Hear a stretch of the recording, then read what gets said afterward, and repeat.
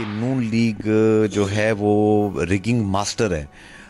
इनको जो इनके पीटीआई के दुश्मन है, दुश्मन क्या सियासी मुखालफीन है, वो ट्विटर पे सोशल मीडिया पे कहते हैं जी पटवारी हैं। ये पटवारी इसीलिए कहते हैं कि पटवारी इस्तेमाल होते हैं रिगिंग के लिए। बात सारे अरब इख्तियार करते हैं। They use all the illegal and negative tactics।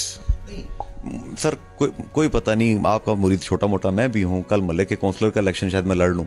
मुझे बताएं ना, रिगिंग कहाँ कहाँ होती है? पटवारी करते हैं, स्कूल टीचर करते हैं, सरकारी मुलाजिम करते हैं। वोटर लिस्टों से लेके जाके पोलिंग स्कीम बनाने तक, फिर ये आगे जो रिटर्निंग अफसर होता है उसकी सारा रोल उसका होता है बुनियादी तौर पर।